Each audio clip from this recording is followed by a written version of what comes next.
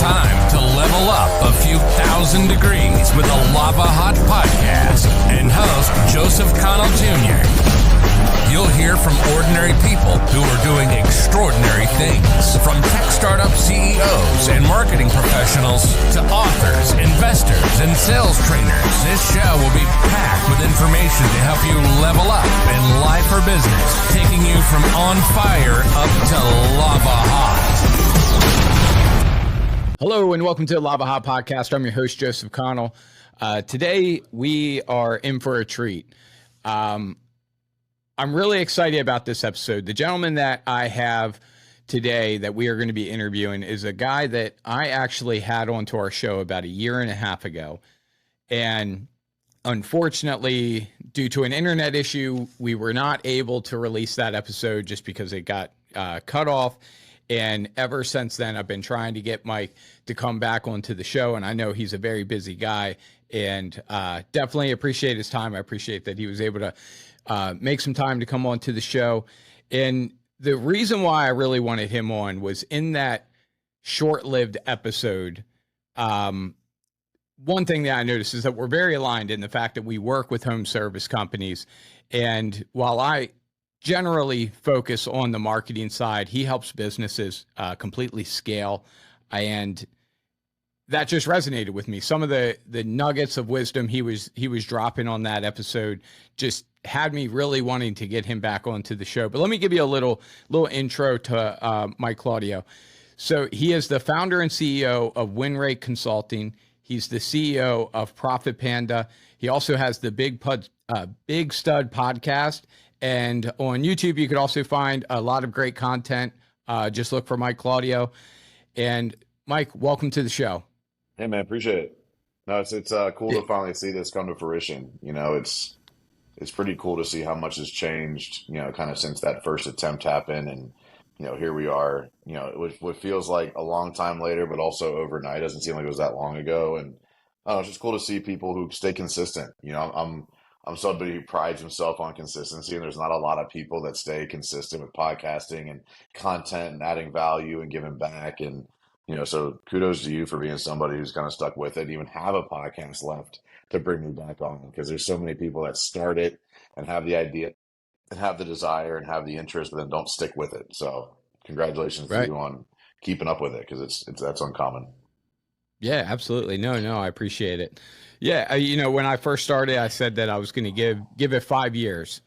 You know, I committed for the long haul. It was, you know, something one of my mentors told me. It was like, you know, if you're going to do it, just commit to it long term, because, you know, if it's worth doing once, worth doing 100 times, don't start it and quit. And surprisingly, that's like a lot of things in life, I think, where, you know, just being in it long enough, in a long enough time horizon can really show the results. But no, enough about that. I'm looking forward to getting into this episode. You know, as I mentioned, you know, Mike has this, you know, this business that's centered around scaling and helping not only people, but their business grow, specifically in that home service space. And in the home service category, if you will, has really been where I've lived for the past about 10 years. It seems to be what I've always attracted into the marketing agency. And to have a gentleman on here that will be able to speak to some of the pitfalls of scaling home service companies, some of the bottlenecks that happen, whether that's a people issue, a service issue, a marketing issue. I love these type of conversations, especially when somebody has worked with hundreds of companies and being able to see what works, what doesn't work. So I really want to dive into it. I want to start, though, by asking, you know, what inspired you to start WinRate Consulting? And then I think we can kind of dive into some of the questions from there. Yeah, so in like 2017, I had some success over a couple of years in the remodeling space and the roofing space. And there were people in my ecosystem in Charlotte, North Carolina, like even just like my local BNI. Like I used to go to, I was very successful at a local BNI over those years, and they saw what I was doing to grow and scale and evolve, and you know, just the success I was having in client acquisition. And like I didn't have a marketing budget. They knew I was kind of like guerrilla marketing stuff. And so people started asking questions. How you doing this? What are you doing about that? How did you hire that guy? Like, what's that process? How's this? Like, I've been doing video, for the intent of, revenue generation since like 2013, 14. So like I've been in this game of content creation before it was even a game to an extent, Right. right? And so people asked a lot of questions. And in 2017, I kept taking calls from people and helping them and giving them advice and seeing the improvement and seeing the advice I was giving actually working, because I wasn't giving advice for the intent to like sell somebody something. It was just like, what are you doing? Well, this is what I did. And they tried and it worked. I'm like, shit, I actually do know something. And at the end of Mhm. 2017, like I was a commission driven person. I'm a revenue generated, driven person. I've always had sales in my blood. I'm like, in Yeah. sales a lot, you look at like return on effort, right? How many is this hour bringing me revenue? And I'm like, man, I'm putting a lot of time into this. I need to find a way to monetize it. And so that kind of led to, WinRate being formated, formed in April of 2018 was official like opening date. And then I was still with the roofing company, and basically beginning of 2019, I went full time, and since beginning of 2019, so we're going on 5 full-time years. We've coached Mhm. hundreds of companies and have had a lot of success with people. Very cool. So one of the questions that I know I had, in your experience working with, local to mid-sized companies, I would imagine is kind of the primary focus, right? Yep. Especially when you're dealing with home service. What are some of the like initial problems that you see inside of a business? Like, is there a handful of things that are usually like a trend within the home service industry in terms of like bottlenecks that they have within their companies? So like, I've coached, in that 0 to 1 million space. I've coached in the 3 to 5. I've coached in the 8 to 10. I've coached in the 20 to 30 million. I've coached the Hmm. biggest company I worked with is 80 million. And like each of them had, I'd say, some form of a unifying like issue of the whole team didn't know like the mission. Like, why are we doing this? Like, what is the desired outcome? A lot of business owners, I think at the beginning, it's like, I got to make money because like I got bills to pay. And then it's like, I got to make money because I got employees to pay. And then it's like, I got to make money to pay these invoices. And it's like, the dollar becomes the mission. And when the dollar becomes the mission, everything makes sense. It becomes very fragmented. It becomes very disconnected. It becomes a lot of, no one really knows, exactly what the standard is. And I think that's a Yeah. unifying thing I've seen at different size companies. Obviously, the bigger the company, maybe the lesser that there's something there because they got to a certain level. But I think Yeah. like when I come and say like, why? What is the mission? Why are we here? What's the desired outcome? What's the North Star? What's the lighthouse? And they're like, money. I right there, I know that like that business is not where it could be. And I'm not going to say they're failing. People are saying, "Well, Mike, I don't have a mission. I'm doing just fine." Well, doing just fine and reaching your potential is not the same thing. And people hire WinRate and people work with Mike and our team because they want to like maximize their potential. Like, Right. our mission statement is to guide, individuals and companies in the home service space to greater levels of success. Like that's our mission statement, right? Greater levels of success. And so not having that mission, not having that unified thing that everybody's making decisions toward, every investment is toward, every initiative's toward, every, application, every marketing agency, it all has to work towards some unified desired outcome, or each of them makes sense. All those decisions make sense, but then you have a fragmented organization. What this sales rep's doing is different than this sales rep, depending on how long they've been here, right? This production manager compared to this production manager is using different like processes because of how long they've been here. Because each season you are solving problems based on the short-term pain, not saying, well, does this play into the long-term picture? And I'd say that's more of a unifying that creates dozens of different problems, but I don't think that's home service focused either. I'd say most business owners I've talked to, lose track of why they started at some point when making money Right. becomes more important than executing the mission. And it is scary sometimes. You have to put the mission above revenue or mission above profits or mission above people, or you have to fire that person or you have to fire that client. But that's how you build a sustainable long-term business, not just a how much money can I grab in this season. And I think there's a lot of people who started companies in the last 2 or 3 years that learned that in 2023. Right. Like it was not difficult to win 2019, 2020, 2021, even 2022, Yeah. you started seeing some changes. And then 2023, I think it kind of showed who was a real entrepreneur and who was in it because they just want to make money. Yeah. My mission's always been more than the money, but we grew this year. We grew about 40% this year, which was like it was a small growth year, but bigger numbers as the ecosystem evolved. But we took a stabilizing year this year intentionally. We slowed down growth this year on purpose to get control of some things. But like because of that, because we started getting a little bit away from the initial mission, we started getting more focused on revenue or like hitting certain profit numbers than making an impact. And like we weren't way off, but I saw a trend in that direction. So I pulled back on the reins a little bit this year and Yeah. got very intentional on internally focused to rebuild a foundation because we'll breach the $3 million mark this year on the coaching side. And I wanted to rebuild a foundation that could get us to like 8 to 10. And Yep. we needed to slow down this year to do that. So I think a lot of people are just always in a rush to the next thing, like roofers trying to do fencing, bathroom guys trying to do hardwood, exterior guys trying to do interior. Like it's just people are chasing money, not a unified mission, and that becomes it ends up being a very aggressive roller coaster of success and failure because there's no unifying like measurement of standard or mission. Right. So I want to talk a little bit on the marketing side, just being my nature, and then I want to talk a little bit about the sales side as well. When it comes to marketing, me personally, like I have certain things that I look at when I first start working with a client, how they're running their marketing budget, where it's going, what they're doing to bring in leads, if they even have some sort of system for tracking.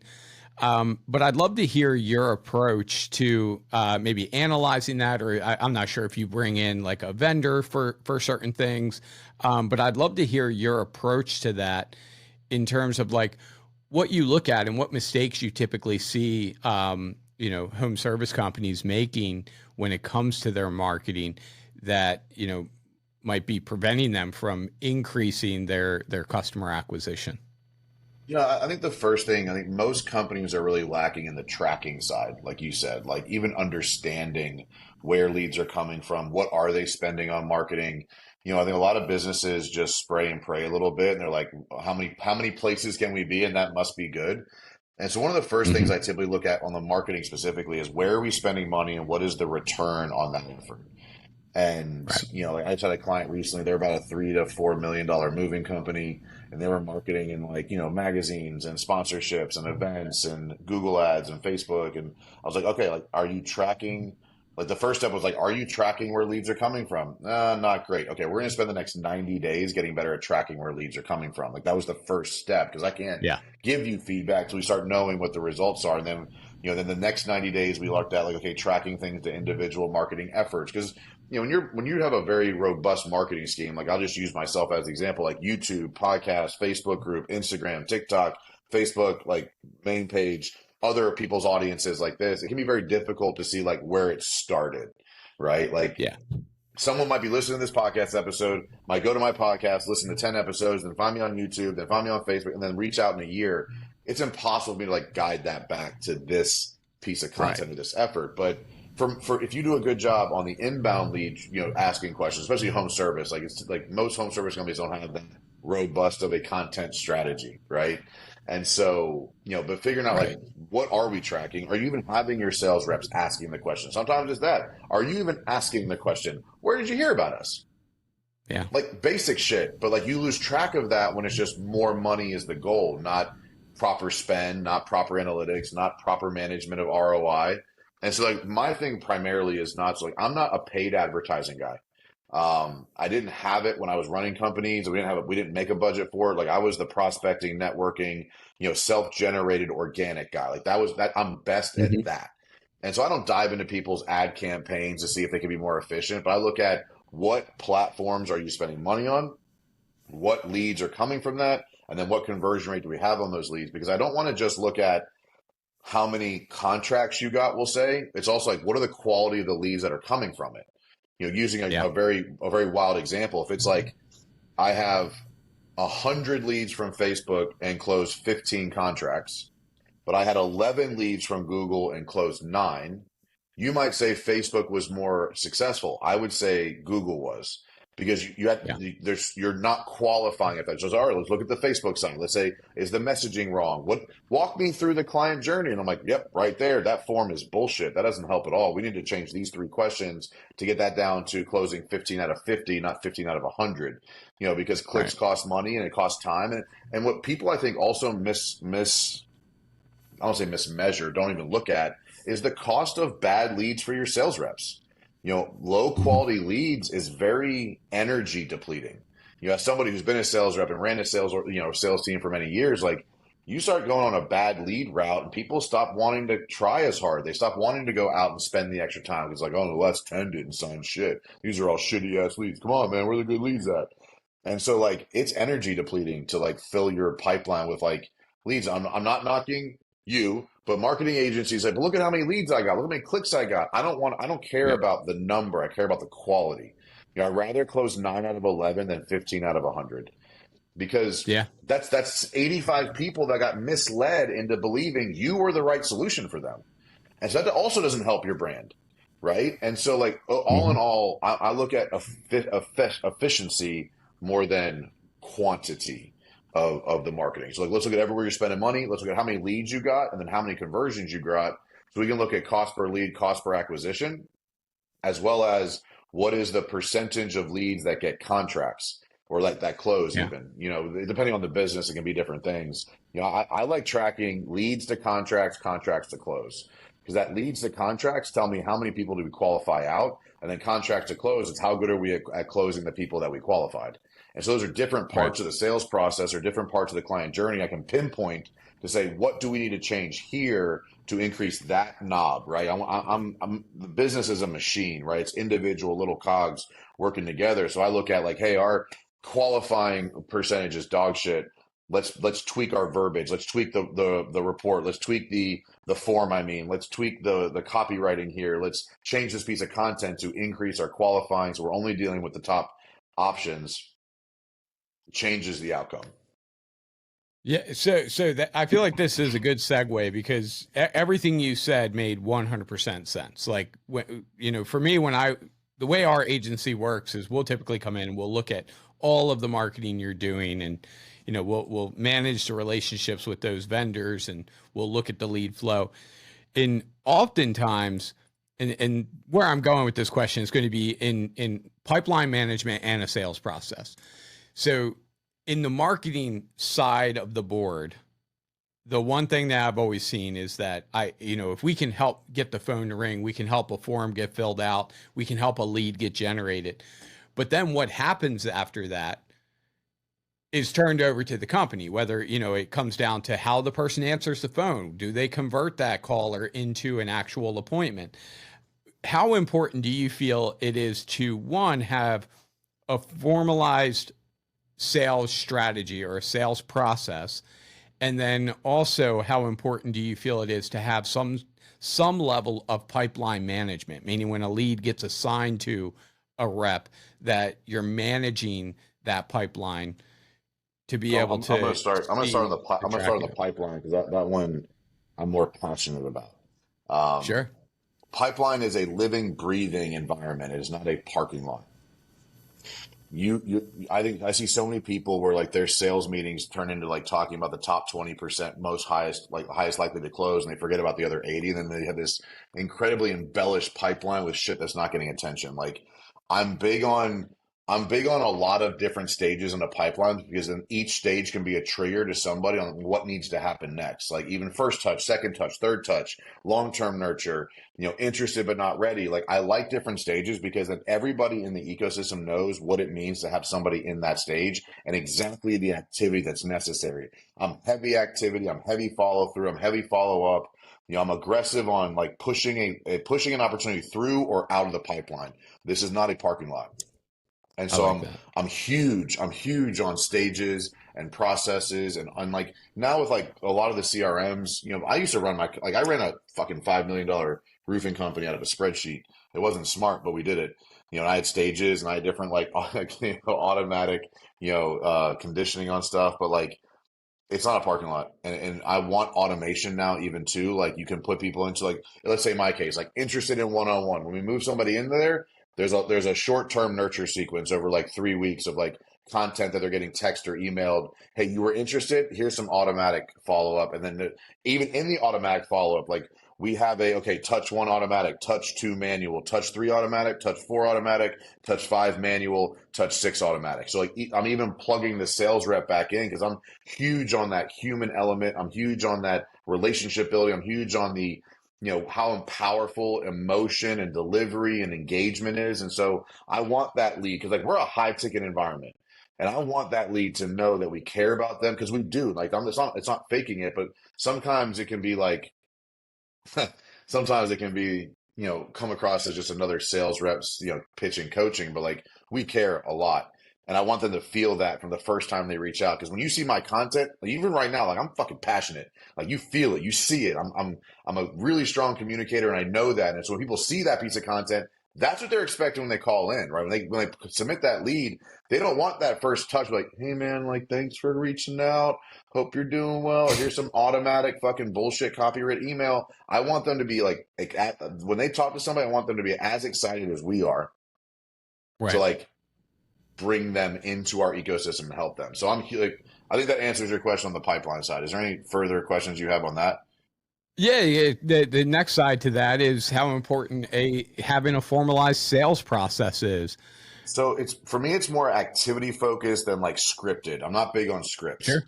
I'm big on like, okay, when you go to the job site, this is what you're going to do. When you leave the job site, this is the follow-up video you're going to send. This is what a follow-up email or text message looks like. Deliver on time. Like I'm big on teaching people how to follow through what they say they're going to do, right? Even teaching a sales rep how to manage a task list or like an activity portal, or like even just being able to remind themselves of like, hey, I'll follow with you on Tuesday.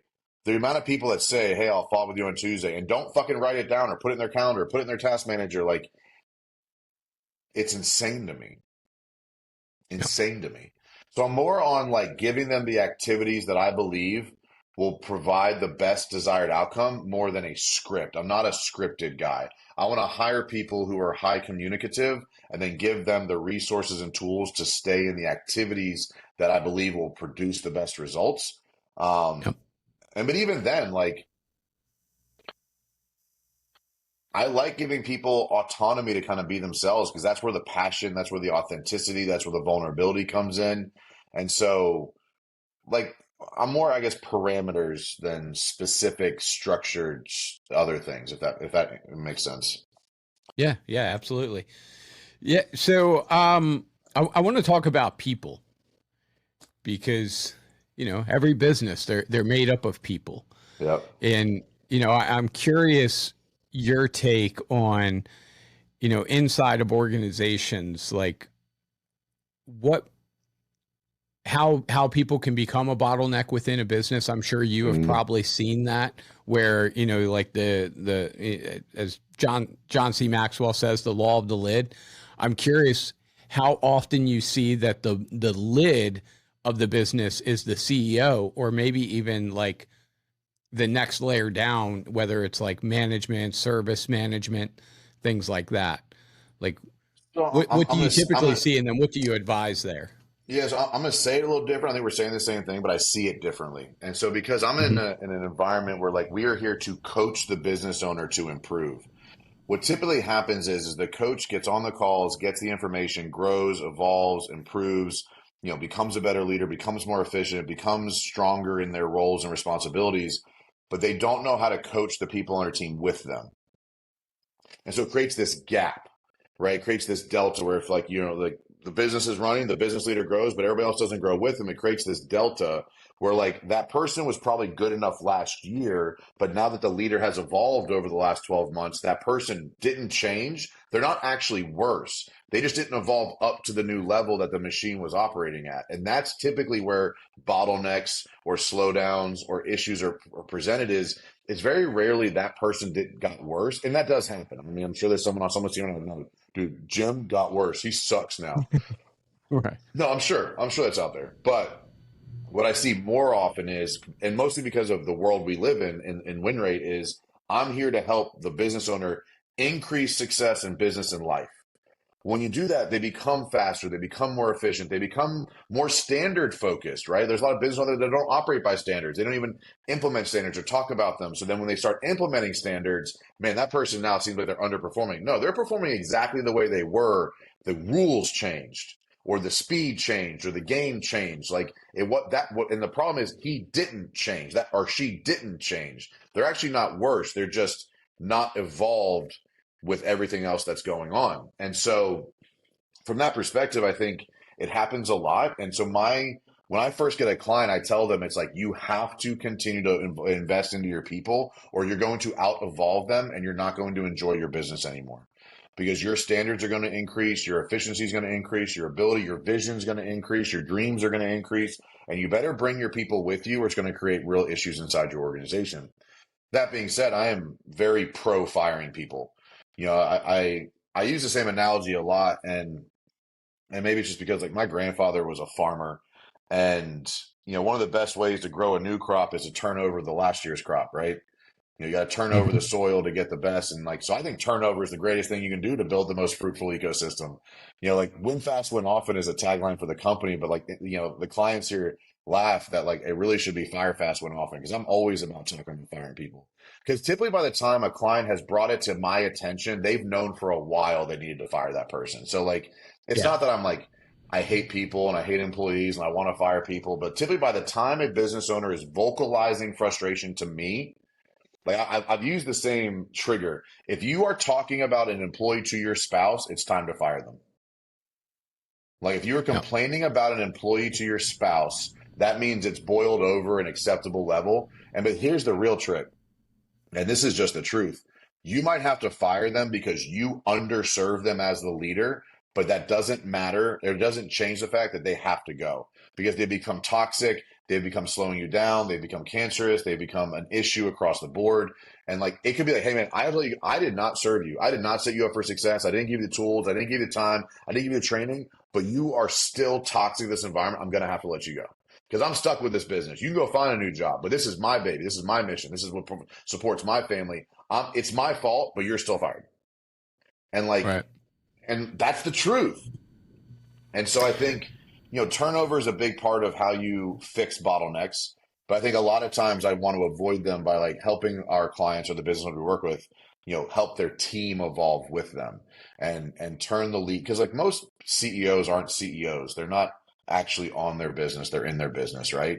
Especially in those home service, they're still running fucking, work orders and sales calls and, managing the finances and checking receipts and shit. And when you're doing that, no one's leading the team. And you might think it's, well, I got to step in and help the guys. The fuck you do. That's their job. When you're helping them do their job, no one's stepping in to help the CEO do their job. That's just the truth. And I've helped a lot of people change that mindset. And when you do that, you are actually more capable of investing in your team and helping them grow, and then understanding who can evolve and who can't. One of the biggest questions that I think really helps and is a leader sitting down with the employee who's underperforming and say, are you interested in evolving into these data points or this avatar? You're here, we need you to be here. Are you interested and willing to go through that evolution? It happens a lot with technology, right? It's an old school guy who's been in the business for 30 years. He doesn't want to use an iPad. Okay, well then get him up to an iPad or get him out, because he's stopping your business from evolving. And that may not be fair to that guy, but it's also not fair to that guy to think he doesn't have to change and will keep his job. That's not the ecosystem we operate in anymore. And so, but sitting down and saying, are you willing and interested to go through the evolution from where you are to where I need you to be? If the answer is no, dude, let's go find you a company that can benefit from where you are right now, because it's not going to work here. And I say it with a smile, because like, it is a good news. It's good news that you and I are going to have to fight for the next 6 months until we blow up at each other and have to fire you. Let me go help you land on your feet somewhere. Yeah. And like, I'm big on giving severance packages. Like, if I'm firing you because I underperformed you, or it just didn't work out on an idea I had or a position I filled, I'll give you a 2 or 4 week severance to help get your feet up. Like, I'm not going to take your pay away today. And like, well, like, that's crazy. You had to fire them. Well, yeah, but like, for a lot of reasons, like, that new position didn't work out the way it was going to. I didn't train. I didn't know what I didn't know when I hired them. Like, I give people the benefit of the doubt to say, like, hey, I'm going to give you a little bit of leeway or a little bit of lead time to go find something else, but this ain't it. It ain't here. And like, it's not, no matter how hard you try, it's not, we're not going to connect those dots, because you just told me you're uninterested in going through that change. Great. Now we know that, and we can make a change, and then we can go find you. So, well, fuck you. This place sucks anyway. Then why are you mad? I've said that to people, like, well, this place sucks anyway. Cool. So you should be happy right now, right? I'm not offended that if you think this place sucks all of a sudden, this is great news for you. Let's go find you somewhere you're going to be happy. And people get so they don't know what to do with themselves when I communicate to them like that. Because it's like, you want me to fight you on that? I literally just told you I'm letting you go. Like, the fact that you think this place sucks is actually in your favor, because it actually doesn't, or you wouldn't be this angry. Like, so I take it for what it is, but overall, and it's funny because you said triggers, and I'm almost curious if oftentimes when you first start working with the company, if you can tell, okay, we're gonna have to let this person go. I'm curious how often they're almost looking for the permission to make the hard decision to let somebody go. So what it is it's not permission to let them go. It's permission to say, I've tried everything I can. I think most business owners hold on to employees when they feel like they haven't served them enough. They give them like, well, I haven't helped him enough, so let me give him another month to figure it out on his own. But so I think it's more of a, hey man, you've done everything you can do. Like, so yes, it's permission, but it's not so much permission to fire them. It's permission to accept the fact you've done everything you can do. Because I think that feeling of I underserved that employee is one of the bigger reasons people delay firing people, because they feel like it's my fault. Like, well, I didn't really give them what they needed, so I can't really hold them accountable. Well, then like, you need to evolve first. But that doesn't change the fact they're slowing the entire mission down. Like, they still have to go. And so I think it's helping people determine like what is enough invested into an asset before it's time to let it go. Because I do look at headcount as assets. You know, I look at every hire. You should be able to see a calculatable return on investment. And people say, well, that's so inhuman. It doesn't. I don't fucking care what you think. The truth is, employees are investments, because every employee should bring you a return on investment. People forget that. They think, well, it's just overhead. No, it's not. It's a fucking investment in an asset that's supposed to bring you value to compensate the business for what you're paying them above and beyond what it costs. And if you can't see that, if you're not getting a return on investment, that person can't stay. Because when you do that, you're putting the whole mission at risk. And so you have to make the hard decision. You have to. There's no choice. Yeah. So one thing that I've heard businesses say, especially on the topic of investing in their people, is, you know, what if I invest in them and they end up leaving? Like we go through, maybe it's sales training or leadership coaching or whatever it is, and then they end up just taking that knowledge and leaving. And I'd be curious what your thoughts would be on that. I mean, one of the greatest sayings I've heard on this, and I don't know who said it, it definitely wasn't me, it was that statement. Well, what if I train them and they leave? And the response is, what if you don't and they stay? Yeah. Brian Tracy, I think, is the... Yeah, I don't know who said it originally. I've heard it probably 100 different ways, but it's like, so this is where I have an issue with that. What people see is the bad employee who's going to take advantage of it, and they forget that there's other employees that will capitalize from it. That's why I'm quick to fire, right? So if you have somebody on your team right now that you believe is going to take your training and leave, then you mishired or forgot to fire them when you were supposed to. Their core values don't align. They're not about the mission. They're about themselves. Well, then you shouldn't have brought that person into the team to begin with. So the issue wasn't in the training. It was in the hiring. It was in the core values. It was in the accountability. It was in the, once you were triggered by somebody to think that they would take this training and leave with it, you should have fired them, not trained them. And then because what happens, I see this happen a lot, like young business, like I'll say green in business, they build up this person and then they go out and start their company as a competitor, right? Well, then the next person gets less training because they're trying to limit that. And then it happens again, and then it happens again. And then you're actually training your own company into the ground to be just good enough to not suck, but not good enough to be able to do it on their own. Like I made a statement for my company because I have 8 coaches on staff, and each of them are CEOs of their own companies. And I said from the beginning, I want people on my team who could do it on their own, but don't want to because of the mission and the culture I build. And so, like, I want people who are capable of doing it alone or on their own, but don't want to because of how good of a leader I am, how powerful our mission is, and how incredible our culture is. And I did that. Like, I have people right now who run multi-7-figure companies to show up to my team call on Fridays because they're so in love with the mission. They're so in love with the potential. They're so in love with what they're doing. They love the culture. They love the team. I have 16 or 17 employees now, and I think 8 of them are CEOs of their own companies right now. Mm-hmm. And like, they could absolutely go coach on their own. They would probably make more money if they went to try to do it on their own on a per client basis, but they wouldn't have the team. They wouldn't have the culture. They wouldn't have, the client base would get to be around. They wouldn't have the ecosystem. They wouldn't have what I believe is I'm a very strong leader. I believe that about myself. That's how I can walk into a $5 to $10 million company and know I'm going to bring value. And so like, that's what you have to want to aspire to build is I want people who could, because if you don't have people that can do it on their own, you'll never have leaders in charge. And there's a big difference between leaders in place and leaders in charge. Leaders in place are fucking placeholders. They're just filling a seat, but they come to you for every fucking real question. They won't make any decisions on their own. A leader in charge owns their decision-making, owns their department, owns the investments as if it was their own because they could operate on their own, but they want to be a part of what you're doing. And so people who have that scarcity mindset, like, I'm not going to train because the last guy left and started his own company. Like, business owners forget how fucking hard business is. Like, you know how hard it is to run a business. You think that person's going to be able to figure it out? Chances are unlikely. I welcome people to go start their own company. It's hard. No. It is really, really hard. But then like the business owner forgets that because they're like middle performer decided to go start his own company. Like, well, fuck that guy. Dude, let that guy go figure it out how hard it is and come back a better person. Yep. Or more valuable asset because they know how hard it is now. So they're more dedicated that they don't want to do that again. Yeah. Or help give customers in that marketplace a gap between what poor service looks like or a poorly run company looks like as opposed to working with a professional company.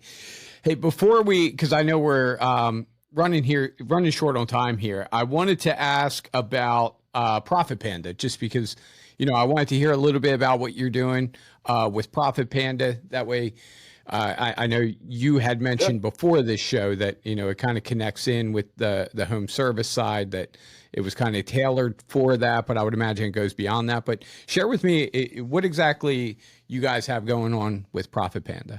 Yeah, so ProfitPanda is a fractional CFO bookkeeping service provider for contractors.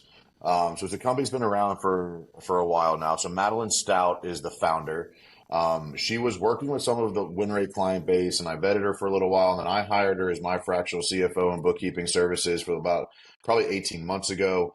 And then about 6 months ago, we started the conversation of like she needed to scale the organization to support people better, and she felt like I was somebody that could help her do that. And so we basically we became partners. So I'm an equity partner in the organization and sitting in the CEO role, helping guide the company to the next level. And so what I see in this space is, so many people hire bookkeepers and get, very few bookkeepers that I've seen. Okay, I'm not judging anybody, but from the customer, we're like deliver reports on time, and like that's something we really focus on. And we do that. We accurately or even able to understand the reports that you get, like P&Ls and balance sheets and cash flow reports and job costing and AR and AP and budgeting.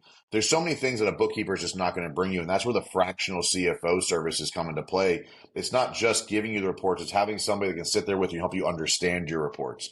What do you need to bring in per month to cover your nut? What is your overhead burn rate? Like, and these are all things that, like, I'm not the best at the technical side of the bookkeeping stuff. Like, that's not my skill set. I'm the team builder. But I see so many people struggle with, like, they're really great decision makers, but they don't have the data to make the decision with. And I'm sure you've been through that in your business ownership journey, where, like, you felt overwhelmed, you felt lost, you felt like you didn't understand because you just didn't have the information. And I got the information. You're like, well, it's not as bad as I thought it was. And I actually can make this decision pretty easy now because now I have the information to allow me to make the decision. So, like, ProfitPanda is really focused on that. Like, helping you maximize, we heavily focus on the profit first mindset, helping you build reserves, helping you build a profit account, prepare for tax season, not so much tax planning, but like, okay, we're going to like learn to put money away throughout the year in a manageable way to be like financially prepared, and then working with CPAs to figure that out. But like, marketing and financial services and CPAs, like, it's a very gray world. It's very hard to tell the difference between somebody who's good and someone who isn't.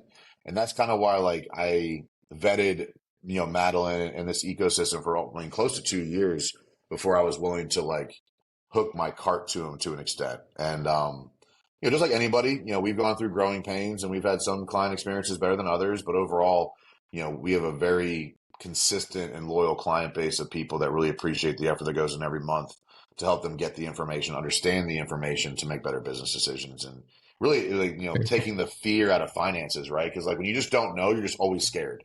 Like, you don't I clients will be like, I haven't looked at my bank account in months. You're an idiot. Like, I don't want to see it because I don't understand it. I don't know why it's what it is. And like, that's very difficult. Very cool. Very cool. So, well, hey, as we wrap up this show, I always like to give every guest the opportunity to kind of share where people can go and follow and, try to connect if they're interested in the coaching, if they're interested in, or the consulting, if they're interested in maybe ProfitPanda. But I also, so I'd like for you to share that, but also share a little bit about the podcast and your YouTube channel, some amazing content on both of those platforms. Just want you to kind of share some of that stuff. We'll start with the content side. So if you go to MikeClaudio.com, there's the link to the YouTube channel, link to the podcast, link to the nonprofit, link to, the coaching stuff. But if you go to MikeClaudio.com, that's where like most Mike Claudio stuff is. But like the YouTube's got, I don't know, close to 600 videos. The podcast is approaching 500 episodes. Like, I've been doing it consistently for, since 2019. And so there's just a ton of content. Like, it's cool. Like, we've been starting to repurpose some old stuff, and it's cool to see like the evolution of myself as a deliverer of information over the years. Cause some old videos, I'm like, damn, I've come a long way from there, which is kind of neat to see the evolution. But work with WinRate.com is where, if you want to see the packages around the coaching and consulting side, ProfitPandaCFO.com if you're interested in more of that bookkeeping CFO services. But I'm at the real Mike Claudio on Instagram, at WinRate Consulting on Instagram. Like, shoot me a DM is always kind of the easiest way to get to me directly. But if you want to learn more about what we have to offer, work with WinRate.com or WinRateConsulting.com are two different landing pages, and then ProfitPandaCFO.com. But if you just go to MikeClaudio.com, that seems to be the easiest, centerfold for everything. Awesome. Well, Mike, I want to thank you for coming on to the show. I know you're very busy. I even appreciate that. I botched right at the very beginning of trying to shoot this episode. So don't forget to hit your record button, people. But no, I appreciate you coming back onto the show and dropping some knowledge. We've got everything dialed in. We've got it all recorded. So I'm looking forward to getting this episode out. But for those listening or watching, just know that if you want to try to find this episode, or if maybe you're listening to it on audio and you want to find the video, you can certainly go to YouTube. But if you go to lavahotpodcast.com, there's a little search bar. You can search for Mike. You'll be able to find his bio, links to his websites, links to his social media channels. And in addition to that, you'll be able to see this episode in video form on YouTube. And with that, that's the rest of our show. Mike, thank you very much for taking time out of your schedule. And I look forward to getting this one out. Appreciate it, man. Yes, sir. You've been listening to the Lavahot podcast with Joseph Connell Jr. Do you want to level up your business? Then visit us at golavahot.com for a free marketing analysis.